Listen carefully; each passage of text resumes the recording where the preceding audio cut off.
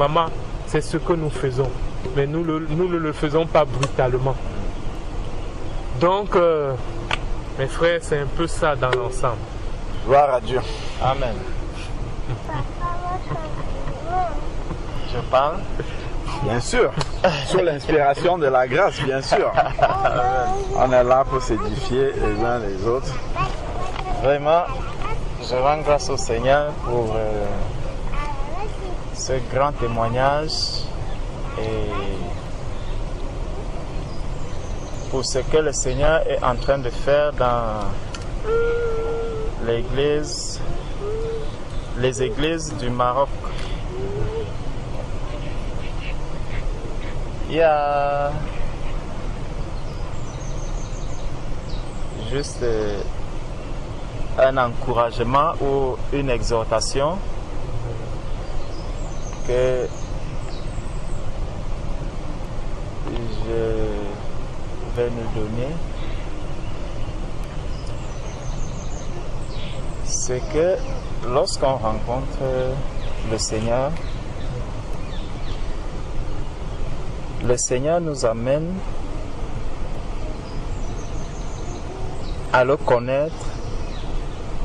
Si nous disons que nous rencontrons le Seigneur, c'est parce qu'au départ, nous n'étions pas avec lui. Donc, nous étions, comme lui-même dit, nous étions errants, chacun suivait sa propre voie. Et puis, à un moment donné, on rencontre quelqu'un qu'on ne connaissait pas. Lorsqu'on rencontre donc cette personne, on va chercher, avant de faire chemin avec cette personne, je vais d'abord me rassurer, est-ce que ce n'est pas un brigand? Est-ce que ce n'est pas quelqu'un qui est en train de fuir peut-être la prison?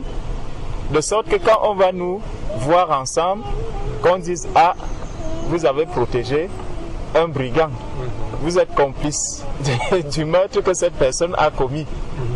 Et forcément, par la suite, vous vous retrouvez tous au tribunal, vous vous retrouvez, bref, vous allez vous retrouver dans une situation où toi-même tu te demanderas, mais qu'est-ce qui m'a même amené à rencontrer cet homme? Si j'avais su, si j'avais été un tout petit peu vigilant pour chercher à savoir vraiment qui est cet homme avant de faire chemin avec lui, j'aurais évité toutes ces tracasseries. Donc c'est exactement comme ça que les choses se passent avec le Seigneur. Lorsque nous rencontrons Jésus-Christ, on se place au-devant de lui. Il a des choses qu'il nous apporte, il a des choses qu'il nous dit, bon voilà mon fils, tu avais ton chemin à toi, mais moi pour suivre le chemin que je suis, parce que Jésus nous a dit, je suis le chemin, la vérité et la vie. Donc, pour suivre le chemin que je suis, il y a des choses qu'il va falloir abandonner. Tu vois, il y a des choses qu'il va falloir abandonner.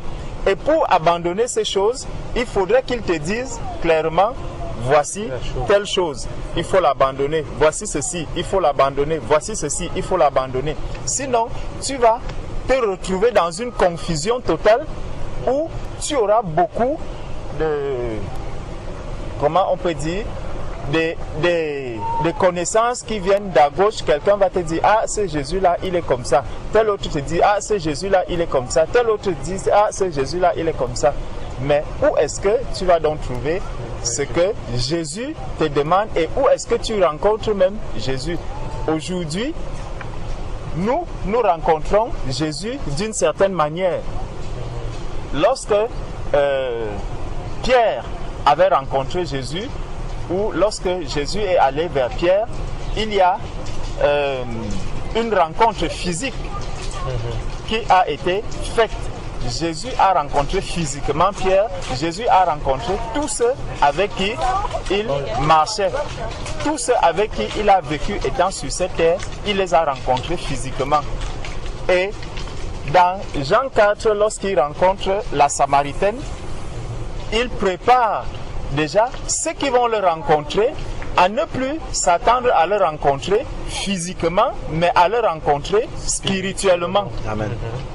Tu vois, c'est pour ça qu'il dit à la Samaritaine dans Jean 4, Dieu est esprit et il faut que ceux qui l'adorent, l'adorent en esprit et en vérité. Et il dit, c'est les véritables adorateurs qu'il recherche. Amen. Tu vois un peu? Amen. Donc, l'homme qui s'approche du Seigneur aujourd'hui ne doit plus s'attendre à rencontrer un Jésus physiquement, si ce n'est au travers d'un autre disciple.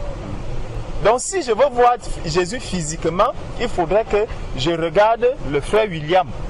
Et c'est pour ça que nous aussi qui sommes les représentants de Christ sur la terre, nous devons faire attention à la manière dont nous marchons, au témoignage que nous donnons à tous ceux qui sont autour de nous.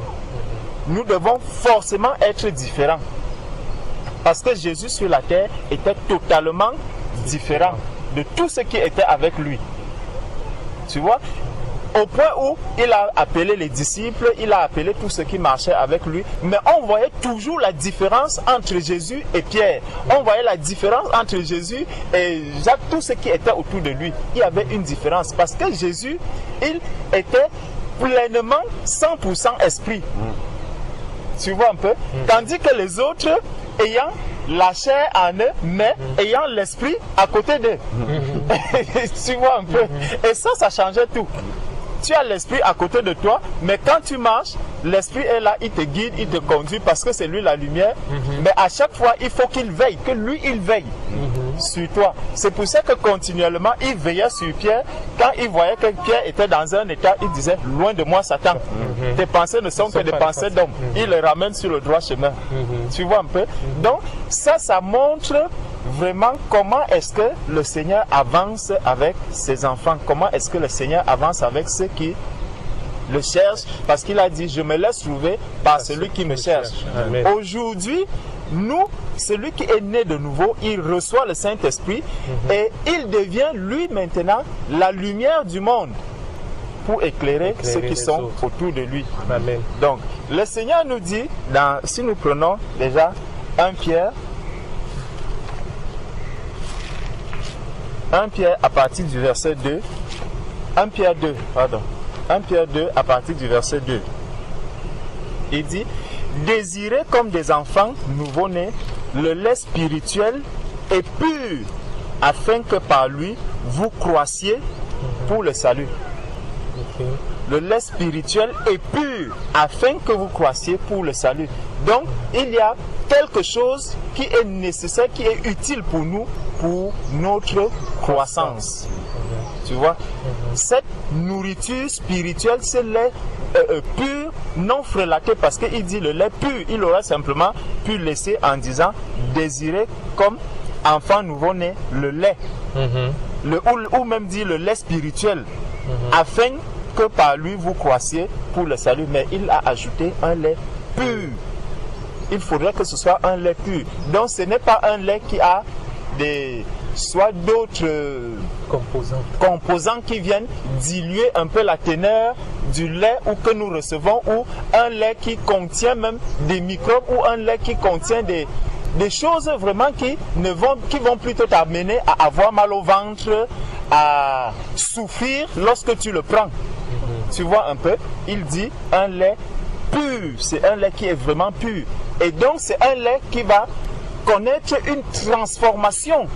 Tu vois, le lait qui est pur, ce n'est pas... Quand on regarde un peu dans le monde aujourd'hui, la maman, lorsqu'une femme tombe enceinte, avant que le lait n'arrive, le sein de la femme n'a que il est vide. Je ne sais pas s'il y a peut-être un constituant à l'intérieur, mais au fur et à mesure que la grossesse avance, le sein de la femme aussi commence à grossir. Ça commence à grossir, ça veut dire que le lait est en train de se former. Donc tu vois, il y a une transformation, que ce lait que l'enfant va commencer à téter, ce lait aussi se transforme, il avance, il progresse, jusqu'à ce qu'il devienne quelque chose qu'un enfant qui va d'abord naître, parce qu'à la naissance, le lait n'est que de l'eau, en fait, c'est comme de l'eau. Et ça amène l'enfant vraiment à avancer, à grandir jusqu'au jour où cet enfant va, quand tu vas voir le lait qui sort, ça sera exactement un lait qui est déjà blanc. Donc il a vraiment pris la forme en fonction de la croissance de l'enfant. Donc chaque enfant de Dieu, tous ceux qui rencontrent le Seigneur vont aussi subir la même transformation. Donc, gloire au Seigneur parce qu'il ne donne pas à l'enfant qui a 9 mois le lait d'un enfant qui a un jour ou qui est né aujourd'hui.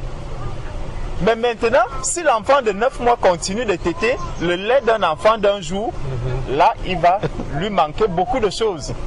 Tu vois?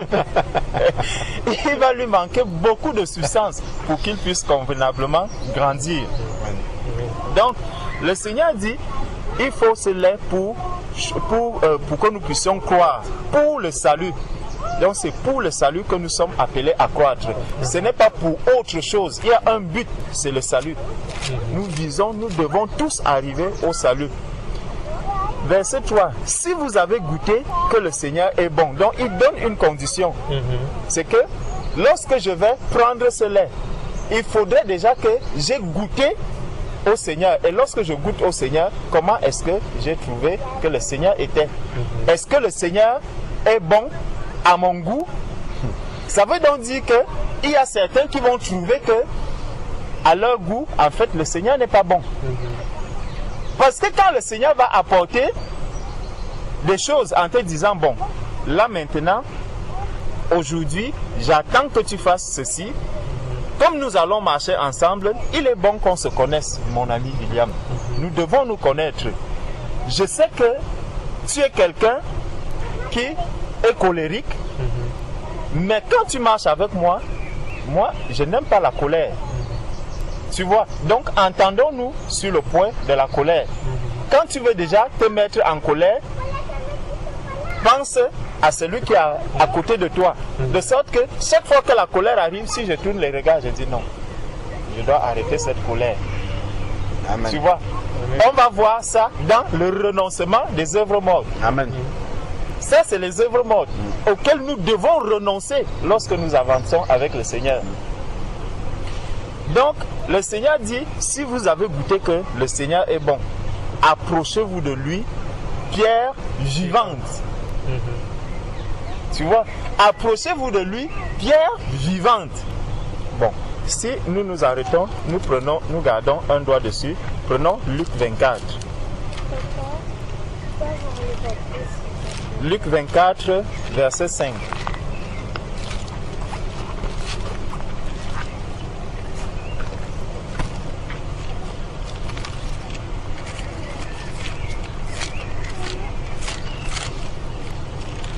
Dans Luc, chapitre 24, au verset 5.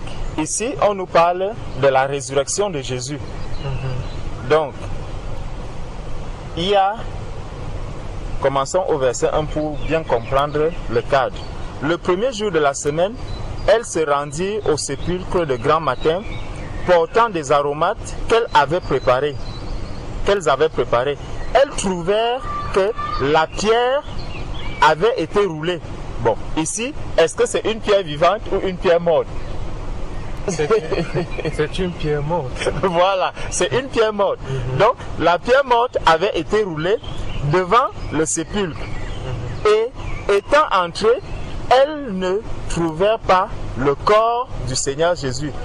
Comme elles ne savaient que penser de cela, voici deux hommes apparurent en habits resplendissants. Saisies de frayeur, elles baissèrent le visage contre terre. Mais il leur dit, pourquoi cherchez-vous parmi les morts celui qui est vivant? Pourquoi vous allez chercher une pierre vivante là où il y a de la mort, dans les pierres mortes? Comment vous pouvez aller chercher une pierre vivante dans les pierres mortes? C'est quelqu'un qui dit qu'il a reçu le Seigneur, qu'il marche avec le Seigneur Jésus-Christ ici, depuis la résurrection. Les deux hommes qui sont venus rencontrer les femmes qui venaient embaumer le corps, les deux hommes lui ont dit que vous venez chercher celui qui est vivant parmi les morts. Ici, il y a exactement la pierre qui était morte, qui était posée dessus, et il y avait celui qui est la pierre angulaire vivante qui était en dessous, mais on lui dit que non, il ne peut pas rester sous une pierre morte. Puisqu'il est vivant. Puisqu'il est vivant. Amen. Amen. Donc, si je me retrouve dans un endroit, on a bâti une maison, parce que le sable, c'est de la pierre, le ciment, c'est de la pierre, tout ça, c'est des pierres mortes. Mais vous dites que maintenant, ce Seigneur, je vais le retrouver à l'intérieur d'une pierre morte. C'est qu'il y a un problème. Tu vois un peu? On va chercher Jésus-Christ dans une tombe avec la tombe a été faite, posée dessus une pierre morte, mais on cherche un vivant en dessous d'une pierre morte. C'est qu'il y a quelque chose qui ne fonctionne pas aujourd'hui dans le corps du Christ.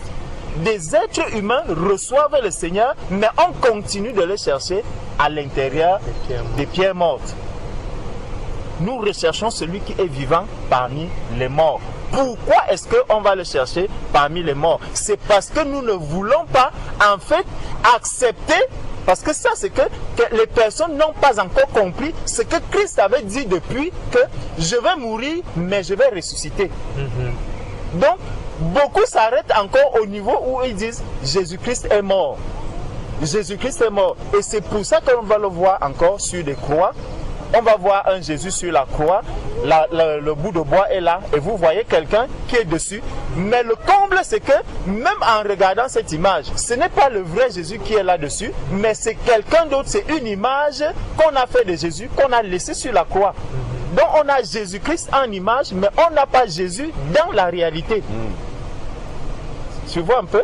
Donc, on n'a pas Jésus dans la réalité. C'est pour ça qu'on prend maintenant une image, on taille, on dit, voilà c'est Jésus. Ça montre que ces personnes qui mettent Jésus sur une croix en bois, ces personnes sont vraiment dans l'image, ils sont dans l'ombre du véritable Jésus, qu'ils n'ont pas encore rencontré véritablement. Amen. Gloire à Dieu, gloire à Dieu. Donc, le Seigneur nous conduit donc, nous amène donc à comprendre que nous devons chercher le véritable Jésus-Christ. C'est ce que les deux hommes sont venus dire à une femme, que non, il faut chercher le véritable Jésus-Christ. Nous devons être dans le véritable en Christ et non pas être dans une image de Jésus-Christ. Beaucoup sont restés dans l'image de Jésus-Christ au lieu d'entrer en Jésus-Christ. Ils veulent chercher l'image de Jésus-Christ. Non. Si tu cherches une image, ça veut dire qu'aujourd'hui, par exemple, dans ta maison au Maroc, on va voir la photo de William. Mais cette photo ne peut absolument rien apporter. Si quelqu'un arrive et dit, vraiment, il parle à la photo William, est-ce que tu peux me donner un peu d'argent aujourd'hui? Cette photo ne va rien lui apporter. Tu vois, si demain la personne revient, elle trouve de l'argent en dessous de cette photo. Ça veut dire deux choses. Soit c'est le malin qui a posé cet argent pour amener la personne à croire que William est une photo. Soit alors c'est un autre être humain qui a eu pitié de toi et qui a compris que tu étais vraiment perdu. Il va dire, celui-ci, il a un problème. Quand il agit de cette manière, il n'est pas normal. Il faut quand même que je puisse exaucer à sa demande. Il vient, il pose l'argent et la personne vient prendre. Tu vois, donc c'est l'état de toutes ces personnes qui continuent à chercher un Jésus qui est sur, donc l'image, encore que même cette image, c'est une fausse image même, qui est sur ces croix. Donc c'était qu'une parenthèse. Donc la personne vient donc leur dire que pourquoi cherchez-vous parmi les morts celui qui est vivant? Il n'est point ici. Il n'est point ici, mais il est ressuscité. Tu vois, Jésus n'est pas dans ces endroits où les hommes vont s'accroupir en dessous des pierres. Jésus n'est pas là-dedans. Il est ressuscité. Et il leur rappelle, souvenez-vous de quelle manière il vous a parlé lorsqu'il était encore en Galilée. Donc il leur avait dit, Jésus a dit aux hommes que quelle maison est-ce que vous pouvez me bâtir? Depuis Salomon, depuis David, le Seigneur Dieu leur avait déjà dit, vous ne pouvez pas me bâtir une maison. Vous ne pouvez pas me bâtir une maison. Je fais du ciel mon trône et de la terre mon marchepied. Quelle maison est-ce que vous pouvez me bâtir? Il n'y a aucune maison. Vous venez chercher quelqu'un qui ne peut pas entrer dans une maison. Pourquoi vous voulez faire entrer, réduire Jésus au point de le faire entrer dans la maison? l'être humain, nous, à cause de nous, Dieu s'est réduit au point de devenir un être humain. Nous l'avons réduit à ce point-là. Comme si cela ne suffisait pas, on l'a même réduit au point de devenir un brigand qui a été cloué à la croix.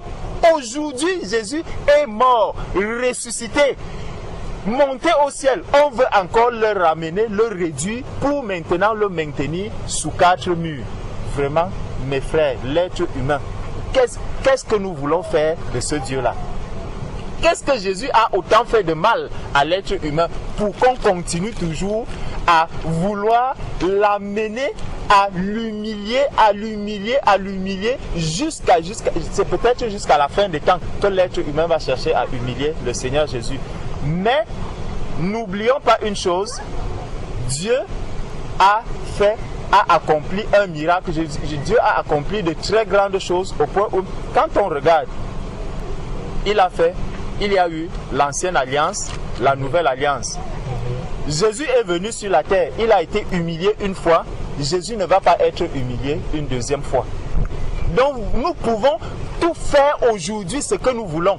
Jésus est déjà venu sur la terre, il a été traité comme un brigand, il a été maltraité, insulté, cloué, fait tout ce que l'on l'a fait. On l'a pris, on l'a cloué à la croix, il est mort, on l'a enterré, les hommes l'ont enterré.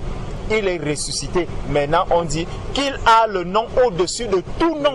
Et au nom de Jésus, tout genou fléchit dans le ciel, sur la terre et sous la terre. Ça, cette position, elle ne va plus changer. Elle ne va plus changer. Désormais, c'est la place que Jésus occupe. Ceux qui continuent de chercher Jésus dans 4 murs, ceux-là sont en train de chercher un Jésus qui n'est pas encore ressuscité. Ce Jésus qu'on avait enterré. C'est Jésus sur lequel on avait posé une pierre morte. Donc, nous ne devons pas chercher Jésus dans ce sépulcre. Jésus n'est pas resté au sépulcre, mais il est ressuscité.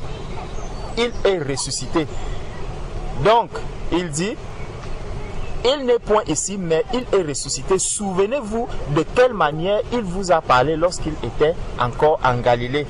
Et qu'il disait, il faut que le Fils de l'homme soit livré entre les mains des pécheurs, qu'il soit crucifié et qu'il ressuscite le 3e jour. Et elles se ressouvinrent des paroles de Jésus-Christ. Donc, c'est en rappelant ces paroles, comme tu disais mon frère, qu'il faut à un moment que je puisse leur rappeler, que je puisse leur poser la vérité devant eux, que je puisse leur dire, voici comment est-ce que Jésus veut qu'on l'adore. Jésus ne veut pas qu'on l'adore sous un joug humain. Jésus ne voudrait pas qu'on l'adore sous une pression quelconque, où c'est un homme qui va nous dire que vous devez faire ceci, vous devez marcher comme ceci, vous devez faire telle chose, vous devez aller maintenant annoncer la parole à tel endroit, vous devez faire ceci. Non, ce n'est pas comme ça que le Saint-Esprit utilise ses enfants. Le Seigneur Jésus utilise ses enfants comme il veut. Dès qu'il t'appelle pour son œuvre, tu restes comme l'apôtre Paul, comme Saul avait dit, que veux-tu que je fasse? Il te dit, va à Montgeron, il y a William qui t'attend là-bas, tu te lèves, tu te diriges à Montgeron, il passe dans les eaux du baptême, tu te relèves, tu continues ton chemin. Après, il va te dire, va à Lyon, il y a des personnes là-bas, tu te lèves, tu y vas. Il y a telle personne à tel endroit, c'est comme ça. Tu ne vas pas attendre que telle personne vienne te dire, voilà, aujourd'hui, j'ai décidé que toute la communauté va se diriger à Montgeron parce que c'est là-bas que nous devons faire et poser telle action. Non, cela peut se passer à un moment bien précis, mais il ne faudrait pas que ça soit régulier. Quand ça devient régulier, c'est que c'est déjà conduit par un homme. Tu vois, ce n'est plus, voilà, ce n'est plus le Saint-Esprit qui est en train de nous conduire. C'est pour ça que le Seigneur dit que celui qui a le Saint-Esprit, il est comme le vent. Amen. Amen. Il est comme le vent. Tu vois, donc il souffle, tu ne sais pas où est-ce qu'il va, où est-ce qu'il va arriver, où est-ce qu'il va s'arrêter. Il marche comme ça. Tu avances, le Seigneur te dit seulement va. Vas-y. Et au fur et à mesure, il te déroule son programme à lui. Donc, revenons dans 1 Pierre. 1 Pierre 2 où nous étions. 1 Pierre 2 nous étions au verset 4. Oui. Il disait, approchez-vous de lui, pierre vivante, rejetée par les hommes, mais choisie et précieuse devant Dieu. Donc, les pierres vivantes dont il s'agit ici, la première chose, c'est qu'elles vont être rejetées par les hommes. Si tu vois que tous les hommes t'acceptent, là, il y a déjà un problème. Même les pierres mortes, parce qu'il y a deux sortes de pierres. Les pierres vivantes, là on peut considérer la pierre qui était posée sur le tombeau de Jésus, c'est vraiment une pierre morte, c'est la matière. Mais quand on parle ici de pierres vivantes, c'est des êtres humains qui sont rachetés par le Seigneur, qui ont accepté Christ comme Seigneur et Sauveur. Les autres donc, qui ne l'ont pas encore accepté, sont des pierres mortes. Tu vois, elles sont des pierres mortes. Imagine-toi donc une pierre vivante qui est sous la domination, par exemple, d'un franc-maçon ou d'un rosicrucien, qui est une pierre morte. Et c'est cette pierre morte qui agit maintenant sur toi. Tu vois, c'est pour ça que le fardeau est très très lourd. Il faut que la personne, regarde un peu, je suis assis et une pierre tombe du ciel. Si elle pose, ça c'est une pierre morte, effectivement, qui va tomber sur ma tête. Ça c'est pour chercher ma mort. Tu vois un peu, elle va chercher ma mort. Parce que de la même manière, ces personnes qui n'ont pas accepté le Seigneur ou qui n'ont pas encore connu le véritable, lorsqu'elles sont sous la tête, c'est pour ça que des personnes en dessous, vous voyez, des personnes gémissent à l'intérieur. Tu peux être dans ce système-là, même pour donner les offrandes. Je t'assure, ce n'est pas de gaieté de cœur que ces personnes font, donnent ces offrandes. C'est pas librement. Ce n'est pas librement. Ils prennent cela vraiment comme un fardeau, comme si c'est très lourd, c'est quelque chose qui leur pèse. Vraiment. Mais ils sont obligés de le faire. Même les dîmes. Consulter 10 personnes à l'intérieur, tu lui demandes, est-ce que tu donnes la dîme vraiment avec joie dans le cœur? Il va te dire, c'est Dieu qui me demande de le faire. Tu vois un peu? C'est Dieu. Donc tu le fais par contrainte. Mais par contre, si tu sors de ce système, et ça c'est pourquoi? C'est parce qu'il y a une pierre morte qui est posée dessus et qui te fait souffrir, en fait, qui te fait gémir. Si tu sors de ce milieu, si tu donnais une dîme, par exemple, de 20-30 euros, à l'extérieur, tu sors de ce système, tu te retrouves à l'extérieur, quand tu seras en train de donner 100 euros comme ça à un bien-aimé ou à quelqu'un qui souffre, je t'assure, tu auras une joie immense. Amen. Amen. Pourquoi? Amen. Parce qu'il n'y a plus une pierre lourde qui pèse là sur toi. Tu n'as plus un autre fardeau qui est dessus. Tu es totalement libéré et tu le fais avec joie. Amen. Sans contrainte. Amen. Donc ce qu'on dit à l'intérieur là, que donner avec joie sans contrainte, c'est faux. Ce n'est que la lettre, c'est faux. Il y a un joug, il y a un poids qui pèse sur ces personnes. Et ces personnes ne peuvent pas donner, faire de libéralité avec simplicité de cœur, avec joie. Si on doit rappeler le commandement, c'est qu'il y a un problème d'ailleurs. Voilà. Si on doit te rappeler que c'est avec joie que tu dois le faire, c'est qu'il y a un On problème. dit souvent dans le monde, chez les hommes, qu'il y a une épée de Damoclès sur la tête des gens. C'est pour ça qu'ils font les choses par contrainte. Tout à fait. Il faut que je donne. Voilà. Il faut que je donne. Il faut. Pourtant, tu dois le faire avec vraiment une joie que tu dois comme ça quand tu te réveilles. On se lève, on se dit, mon frère, on va de quel côté aujourd'hui? C'est là-bas qu'on va. Chacun de nous sait que non, il y a quelque chose que je dois apporter. Tu as ceci, tu vas, tu prends. La personne est même surprise. Mes frères, donc on dit, ma soeur, que Dieu te bénisse abondamment. On prie, on loue le Seigneur. Ça, c'est dans la joie. Amen. Amen. Amen. Qu'on va le faire. Ce n'est pas quelqu'un qui va te dire que William, vraiment quand tu vas rendre visite à telle soeur, achète-lui un morceau de pain ou achète-lui un morceau de savon pour aller lui donner, elle va laver ses habits. Tu sais que je vais rendre visite à ma soeur, je vais rendre visite à mon frère, donc je dois lui apporter quelque chose. Je sais que ma soeur est dans le besoin maintenant. Je vais me chercher un sac de riz, je lui apporte. Ça va lui faire beaucoup de joie. Tu vois? Donc ça, ce n'est que quand on est une pierre vivante et qu'on est libéré du poids de la pierre morte, quand on est libéré du poids de cette pierre morte, que maintenant on va agir, on va faire ce que l'on veut. Comme Jésus, lorsqu'il est ressuscité, Jésus était libre. Il ne voulait, personne ne pouvait encore venir lui dire que tu vas faire ceci, tu vas faire cela, on va te traîner à tel endroit. Non, il n'y avait plus ce poids-là au-dessus de lui. Donc il dit, verset 5, et vous-même, comme des pierres vivantes, édifiez-vous pour former une maison spirituelle. Tu vois, pour former une maison spirituelle, plus une maison charnelle. Aujourd'hui, on continue de chercher à se rassembler pour former une maison charnelle. On se dit, bon voilà, il y a l'église à tel endroit. Toi-même, tu es l'église, mais tu dis, je vais encore à l'église. Regarde vraiment la chose. Parce que le Seigneur appelle celui qui a reçu son esprit, qu'il est l'église.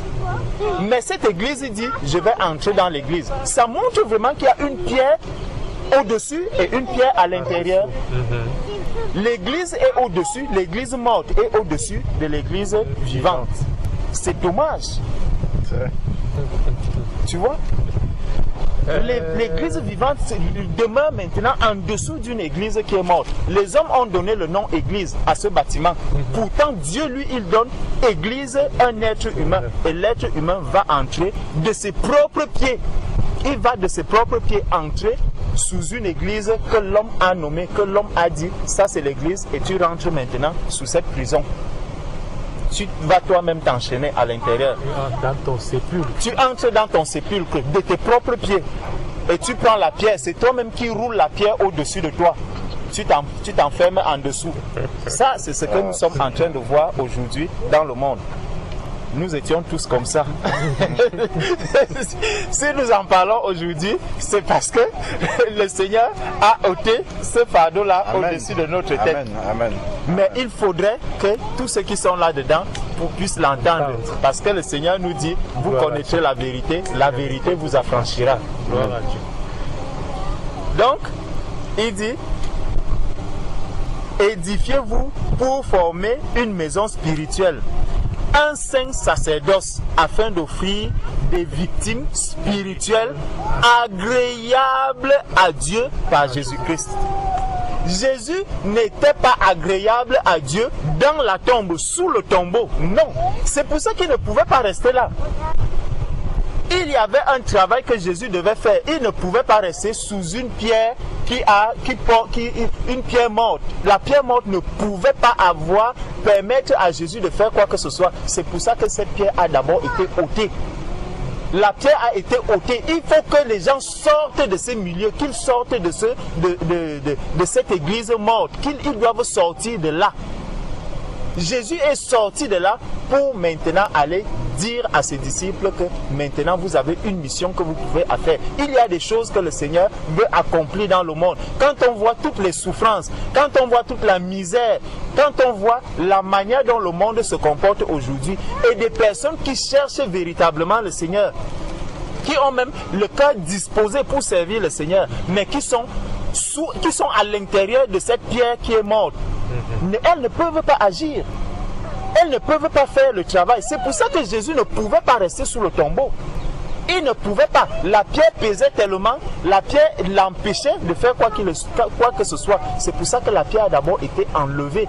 Il faut que l'être humain puisse ôter cette pierre qui est au-dessus de lui. Ces quatre murs, que ces quatre murs tombent d'abord. C'est pour ça que Jésus va dire à ses disciples en montrant justement un temple, en leur disant que ce temple va être détruit et en 3 jours je le rebâtirai. Il faut que cela soit détruit. Il faut que tous ces murs que l'on voit, que ces murs-là tombent et que les êtres qui sont à l'intérieur puissent sortir et manifester maintenant l'œuvre de Dieu sur la terre. Amen. Il faut que tout cela tombe. Il faut que tout ça, que ça soit détruit. Là, l'Esprit de Dieu va agir, il va se manifester dans le monde. Quand nous voyons autant de ténèbres, nous disons à l'intérieur, les gens s'asseyent, ils disent vraiment prions pour le monde, prions pour le monde. Vous allez prier sous quel monde? Vous êtes sous le joug du monde et vous voulez prier pour le monde. Vous ne pouvez rien renverser dans le monde. Et plus les gens prient comme ça, plus vous voyez comment est-ce que le monde ne fait que s'avancer. Il faut donc qu'on se pose des questions. Est-ce que nous avons emprunté le bon chemin? Est-ce que nous prions vraiment là où nous devons prier? Est-ce que nous élevons les prières qui traversent vraiment cette pierre morte qui est posée au-dessus de nous? C'est des questions que l'on ne se pose pas. Lorsque Jésus était dans le tombeau, c'était bien le Fils de Dieu. Il était bien le Fils de Dieu, mais il y avait la pierre au-dessus de lui. Donc à l'intérieur de ces bâtiments, il y a bien des enfants de Dieu qui s'y trouvent. Mais ils sont sous une pierre morte. Il faut qu'ils sortent de là. Il faut qu'ils sortent de là. Absolument, il faut qu'ils sortent de là pour vivre librement la vie de Christ sur la terre. Pour manifester vraiment le fruit de l'esprit sur cette terre. Sinon, il y a un problème et ils ne pourront pas avancer sereinement sur le chemin étroit. Verset 6. Car il est dit dans l'Écriture, voici, je mets en Sion une pierre angulaire, choisie, précieuse. Et celui qui croit en elle ne sera point confus. Que de confusion dans ces bâtiments. Que de confusion.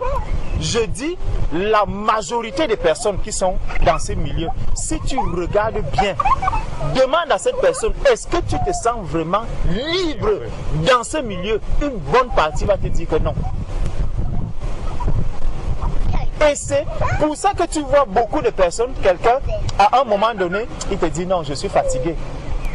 Je suis fatigué, il va rester chez lui un temps, il revient. Et tu vois, quand on va parler, on va voir un peu les œuvres mortes. Ça, c'est des œuvres mortes que les hommes qui sont sous cette tombe, sous cette pierre morte, subissent. Ils subissent cette pression, La pression devient tellement lourde que les personnes se disent non, je ne peux pas servir Dieu. C'est tellement difficile. C'est tellement pénible de servir Dieu. Je n'arrive même pas à progresser. Je n'arrive même pas. Il va commencer à voir tout ce qui ne va pas dans sa vie. C'est sur ça, en fait, il est dans la confusion totale. Il se demande, mais comment est-ce que je peux dire je sers Dieu et je me retrouve toujours dans ces situations. Je sers Dieu et je me retrouve. En fait, tu es en train de servir l'image de Dieu. Ce n'est pas Dieu que tu es en train de servir. Tu sers l'image de Dieu. Si tu connaissais véritablement ce Dieu que tu servais, comme Jésus avait dit à la Samaritaine, si tu connaissais celui qui te demande de l'eau, si tu connaissais celui-là, donc si ces personnes connaissaient vraiment ce que Dieu a dit de ses enfants, ce que Dieu a dit concernant la souffrance de ses enfants sur cette terre, on ne serait pas en train de se plaindre autant, on ne serait pas en train de pleurer autant, mais en fait, on se plaint autant, on pleure autant, parce que ce n'est pas le véritable Dieu qu'on sert, mais on sert l'image de Dieu. Donc, le Seigneur nous dit donc, voici, verset 7, l'honneur est donc pour vous, l'honneur est donc pour vous qui croyez, mais pour les incrédules, la pierre qu'ont rejetée, ceux qui baptisaient est devenue la principale de l'angle, une pierre d'achoppement et un rocher de scandale. Tu vois, donc lorsque tu vas apporter la lumière à ces personnes, mon frère, ne t'attends pas à ce qu'on te passe la pommade dessus. Là, tu vas attaquer l'ennemi sur son propre territoire. Attends-toi à sortir de là avec des égratignures sur le corps. Attends-toi à sortir de là avec des bonnes flèches. Des flèches, parce qu'on ne va pas te laisser tranquille. On va vraiment t'assommer. Et tout ça, c'est pourquoi? Parce que ceux qui n'ont pas encore reçu la vérité ont encore des choses. Ils ont encore des choses du monde, des choses de la mort qui sont encore en eux. C'est pour ça que le Seigneur nous dit que si quelqu'un, quand on regarde le processus de la conversion, le Seigneur commence toujours par la repentance. La repentance, donc renoncer à toutes ces œuvres mortes, renoncer à tout ce qui est mort en nous. Si nous prenons Hébreux chapitre 9, Hébreux chapitre 9, verset vers le verset 14. C'est bien ici. 14. Oui. Voilà. Donc, Hébreux chapitre 9. Commençons au verset 11. C'est le verset 14 qui va nous intéresser. Verset 11. Mais Christ est venu comme souverain sacrificateur des biens à venir. Il a traversé le tabernacle plus grand et plus parfait qui n'est pas construit des mains d'hommes. C'est-à-dire qui n'est pas de cette création. Gloire à Dieu. Tu vois mon frère. Donc ça c'est ce que le Seigneur a dit. Il dit que ce n'est pas fait, ce n'est pas avec la création des hommes. Ça, non.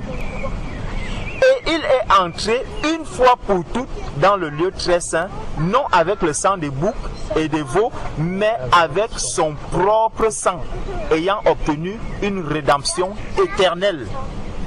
Car si le sang des taureaux et des boucs et la cendre d'une vache répandue sur ceux qui sont souillés sanctifie et procure la pureté de la chair, combien plus le sang de Christ, qui par un esprit éternel s'est offert lui-même sans tache à Dieu, purifiera-t-il votre conscience des œuvres mortes, afin que vous serviez le Dieu vivant. Donc tu vois que les œuvres mortes doivent d'abord être purifiées afin de servir le Dieu vivant. Le Dieu vivant, ce n'est pas pour rien qu'on a mis Dieu vivant. Donc il peut aussi avoir un Dieu mort. Et quand tu vas rencontrer, par exemple, regarde ces temples que les hommes construisent. Va un peu te placer sur ce temple, tu commences à mettre les écriteaux, tu commences à faire des dessins et tout et tout. Mais on va non seulement commencer à te maudire, parce que tu as écrit dessus, parce que tu as mis quelque chose dessus, parce qu'on va te dire non, non, non, c'est un lieu saint. Quand tu entres généralement dans ce temple, on met saint, saint, saint. L'Éternel est dans son saint temple. La question donc, c'est qui est-ce qui est saint? Est-ce que ce sont ces quatre murs? Donc, ils ont fait de ces quatre murs-là un Dieu. Lorsqu'il arrive, lorsque quelqu'un entre dedans, il te dit, non, je suis dans la présence de Dieu. Je suis dans la présence de Dieu. Il peut passer 4 heures de temps assis à l'intérieur. Il te dit, vraiment, quand je suis ici, j'ai la paix. Quand je suis ici, j'ai la paix, je suis en paix, ma conscience est apaisée. Un jour, on était allé évangéliser et on a rencontré une dame. La dame était en train de... Bref, on ne la connaissait pas. On a commencé à causer avec la dame. Et la dame nous dit qu'elle va prier. On a dit, ok. On l'accompagne. On est arrivé... Curieusement, la dame allait prier dans un temple catholique. Elle était catholique. On se demande qu'est-ce que nous devons faire maintenant. Mon frère et moi, on s'est dit, bon, c'est une âme. On ne va pas la laisser à cause d'une pierre morte. Il faut qu'on y entre. On est entré sous la pierre morte, mon frère, avec nos propres pieds. Vous êtes entré dans le sépulcre. Dans le sépulcre. Il fallait sortir un mort du sépulcre. Il fallait sortir un mort du sépulcre. On est entré dans le sépulcre, mon frère. La pierre s'est posée dessus de nous. Nous étions sur le sépulcre. Le prêtre qui était là a fini de faire sa messe et tout. Maintenant, la femme sort. Qu'est-ce que la femme fait? Elle commence maintenant à parcourir tous les, je ne sais pas, ils appellent ça quoi, soit des statues, des saints qui sont à l'intérieur. Mon frère, c'est lugubre. C'est lugubre. Il faut avoir du courage pour parcourir. Vraiment, c'est... Déjà, la lumière est tellement sombre et tout et tout. C'est vraiment une sensation de mort à l'intérieur. Exactement. Et la dame parcourait tout cela. On la suivait, mon frère, dans le tunnel de la mort. On était à l'intérieur, on suivait. La femme a parcouru toutes ces statues. elle est sortie et elle nous dit que quand elle fait ce tour-là, elle a la paix. Sa conscience est tranquille, elle est apaisée. Mon frère, la mort apaise les êtres humains sur la terre. Je t'assure, c'est impressionnant quand tu vois tout ça. Et il y a des personnes qui se réjouissent, qui restent à l'intérieur. Quand tu vois tous ces titres, en fait, tous ces titres qu'on donne même dans ces milieux-là. Pourquoi on donne ces titres? En fait, c'est parce qu'on se rend compte que, vraiment, quand on va enterrer une personne, tu vas voir, celui-ci, on va le mettre dans un beau cercueil, un cercueil qui est très bien, qui est bien orné. Quand on le prend, on le met à l'intérieur, on va te dire que c'est un grand. Tu vois?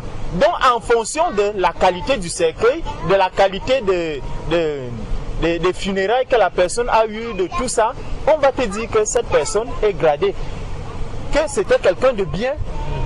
Tu vois? Mais quand on l'enterre, la question c'est, est-ce que celui-là devant Dieu est vraiment grand ou est-ce qu'il est petit?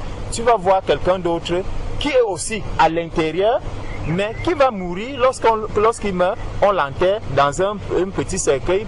En tout cas, tous ces grades que les hommes donnent sur les cercueils, c'est comme ça aussi que dans ces milieux-là, tu vas voir tel, on va dire tel, c'est un ancien, tel autre c'est un président des jeunes, tel autre c'est un président de ceci.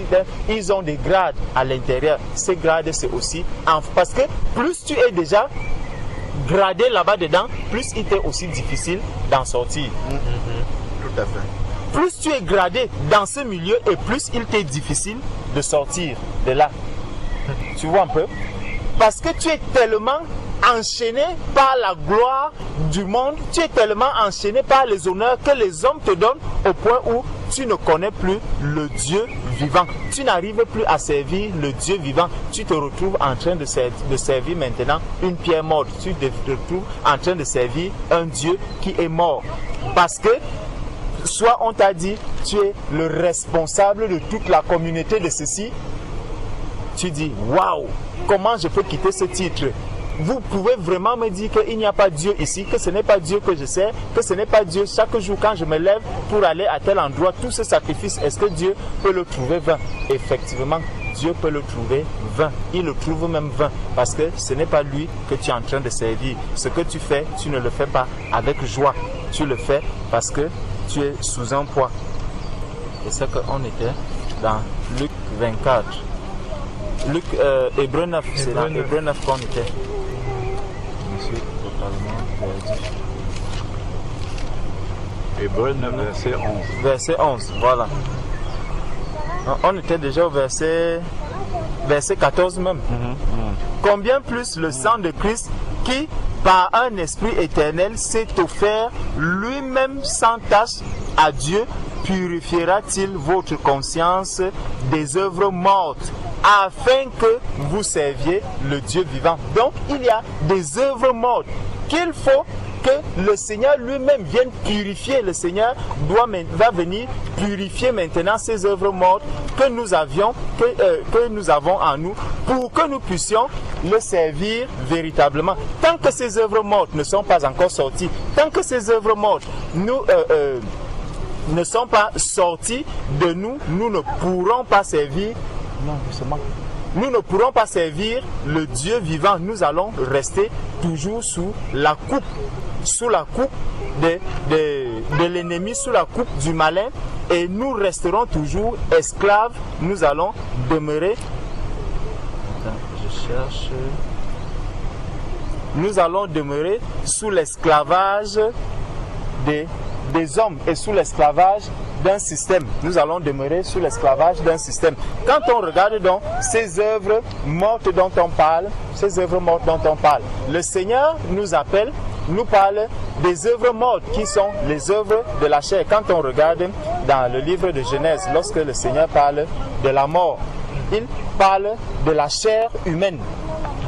Il dit, tu es poussière, tu retourneras poussière. C'est le corps que nous avons ici. Ce corps, il va d'abord mourir parce que Dieu, lorsque le péché est arrivé, Franck, ne fais pas ça. Lorsque le péché est arrivé, Lorsque le péché est arrivé dans le monde, le Seigneur avait donné un commandement à Adam. Il lui a dit, le jour où tu mangeras de ce fruit, tu mourras. Donc, ta chair va périr, elle va rentrer à la poussière, parce que c'est de la poussière que l'homme a été tiré. Donc, toutes les œuvres de la chair que nous manifestons chaque jour, ce sont ces œuvres-là qui sont les œuvres mortes. Elles sont des œuvres mortes. Et en plus, tout ce qui va s'accumuler, qui ne vient pas, qui n'est pas conduit par l'esprit, toutes ces œuvres-là sont des œuvres mortes. Et nous devons renoncer à toutes ces œuvres mortes. Il faut que le Seigneur nous purifie de toutes ces œuvres mortes. C'est pour ça qu'au moment de la repentance, le Seigneur nous appelle à renoncer à toutes ces choses que nous étions en train de faire, à toute notre vie passée. Nous devons renoncer à tout cela. Pourquoi il dit toute la vie passée? C'est parce que par le passé, nous ne connaissions pas le Seigneur et tout ce que nous avons fait par le passé ne glorifiait pas Dieu. Donc tout ce que nous avons fait par le passé, rien n'est bon à l'intérieur. Ce n'est que des œuvres mortes. C'est une vie morte que nous avions qui nous a suivis jusque-là. Et il faudrait donc nous débarrasser de cette vie morte. Il faut qu'on se sépare de cette vie morte. Voilà pourquoi on se répand. Voilà pourquoi le Seigneur dit que nous devons d'abord nous repentir. Pierre l'a encore dit dans Acte 2 en disant, repentez-vous et que chacun de vous soit baptisé. Donc renoncez à toute votre vie passée, renoncez à tout ce qui est mort en vous. Et comme ça, nous pourrons alors venir enterrer cette mort ici. Et lorsqu'elle va être enterrée, là, la nouvelle personne, la nouvelle vie va apparaître. Donc une pierre vivante va donc sortir de là. Donc dans Galates chapitre 5, si nous prenons Galates chapitre 5,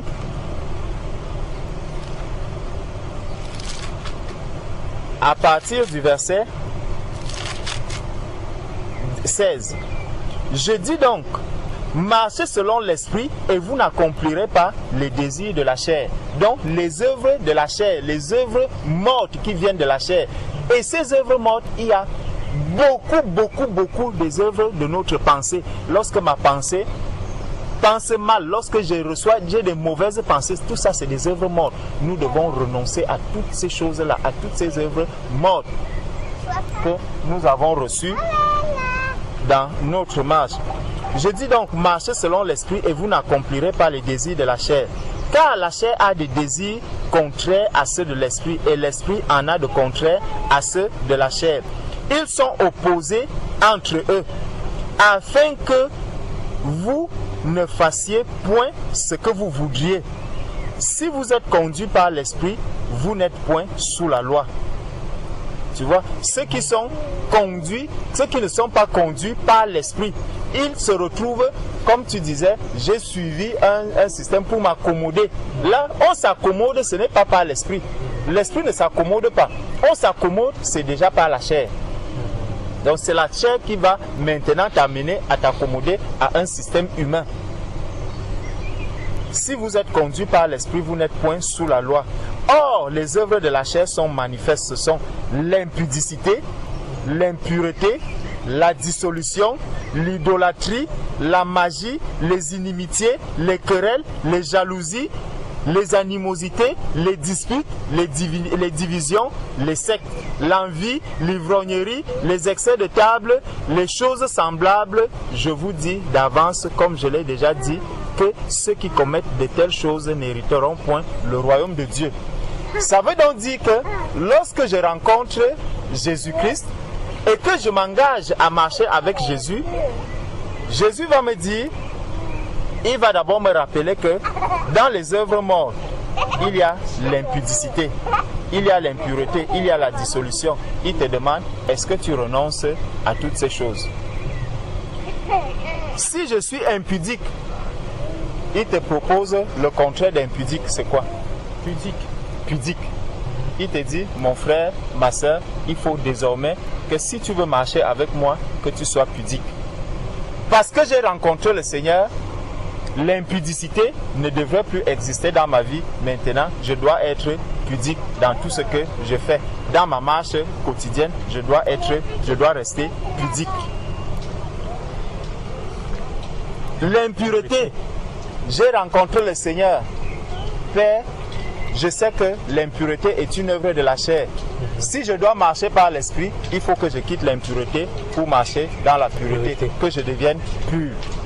Parce que le temple du Seigneur doit être pur. On dit souvent que la maison de l'Éternel est pure. Il faut purifier, il faut faire ceci. Ça, c'est ce que moi-même, je dois être maintenant. Je dois être pur. Je dois avoir une conscience pure dans tout ce que je fais. Donc, l'impureté disparaît. La dissolution, est-ce que je vais continuer dans la dissolution? Non, il faut que dans ma marche, que je sois vraiment le contraire de dissolution. C'est quoi? Dissoudre. Dissoudre. Frère Alain, le contraire de dissoudre. De dissoudre. Si je ne dois pas dissoudre, c'est... Je crois que la dissolution, c'est un peu proche de l'hypocrisie, non? C'est un peu proche de l'hypocrisie. Il faut que tu sois clair, en fait. Clair, honnête. Voilà. Il faudrait que je sois honnête, si j'avais l'habitude de dissoudre les choses, il faudrait maintenant que l'honnêteté prenne la place parce que j'ai rencontré Jésus-Christ. Lorsque je vais marcher dans l'idolâtrie, il faut que l'idolâtrie puisse tomber parce que je ne sais pas quel est le contraire d'idolâtrie. Idole, tu as une idole.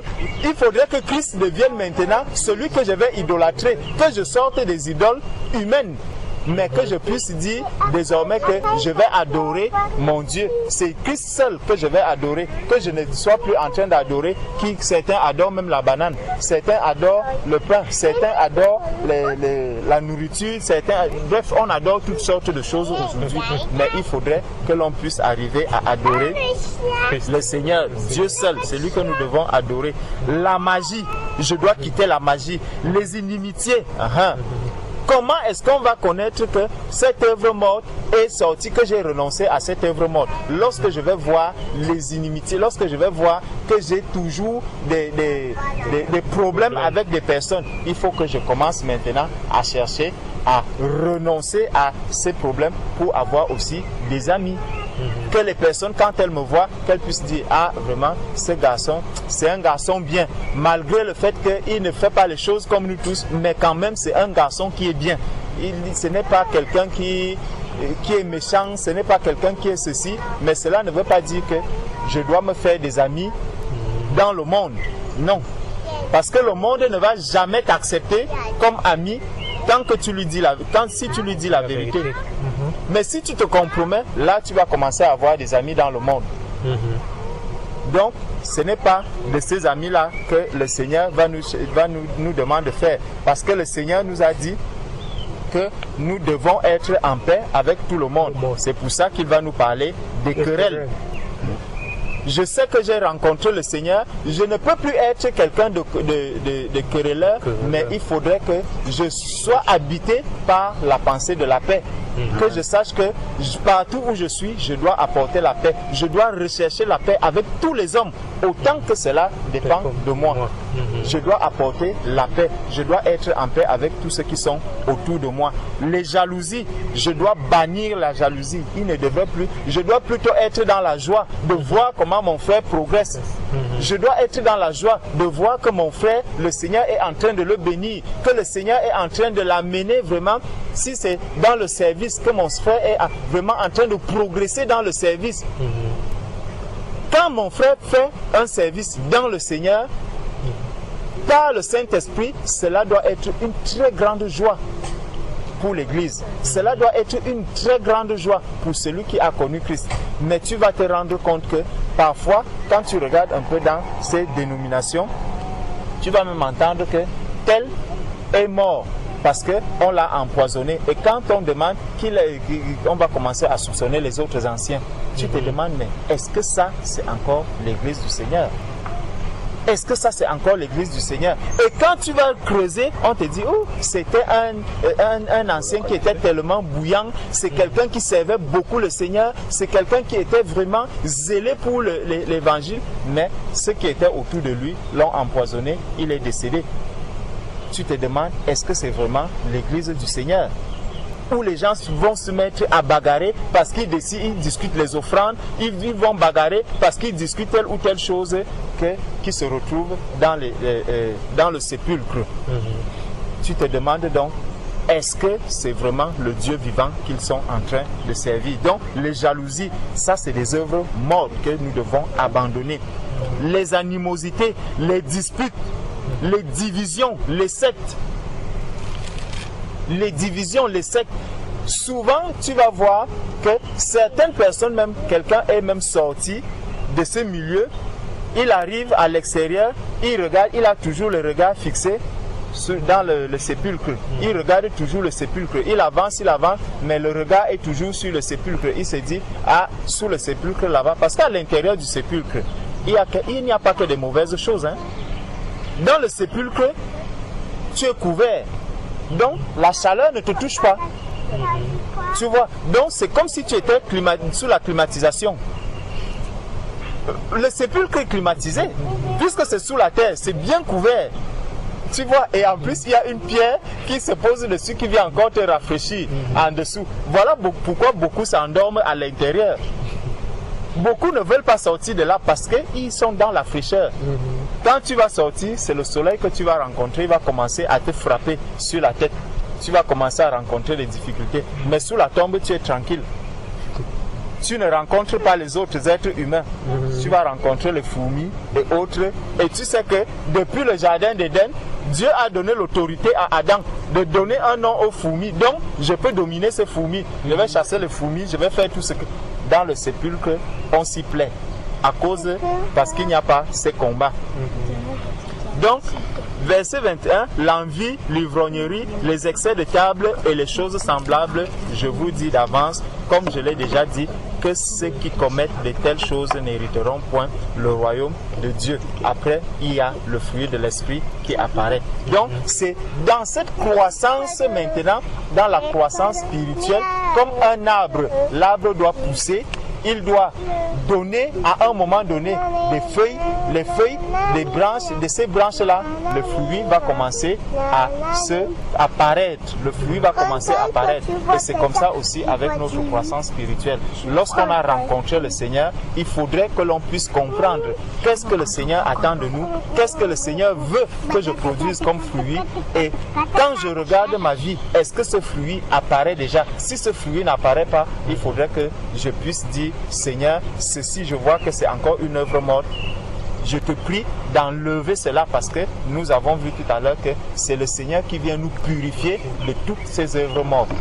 Il est juste, il est fidèle. Et lorsque tu cries à lui, mon frère, il va ôter cela. Si quelqu'un est sous le joug, sous le poids de cette pierre morte, aujourd'hui, s'il élève la voix en disant, Seigneur, j'ai entendu que je suis dans un sépulcre, je veux sortir de ce sépulcre.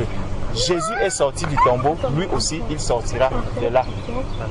Donc, prions le Seigneur pour que vraiment ces âmes qui sont encore détenues captives puissent sortir de là et qu'elles retrouvent la vie en Jésus-Christ. Amen. Amen. Amen. Amen. Jésus qui est la parole, c'est lui qui a dit Lazare, sors. Amen. C'est par la parole de Dieu. Lazare, sort. Il y a beaucoup de Lazare qui doivent sortir. Il n'y a rien fait. Bon, on va aller vers lui.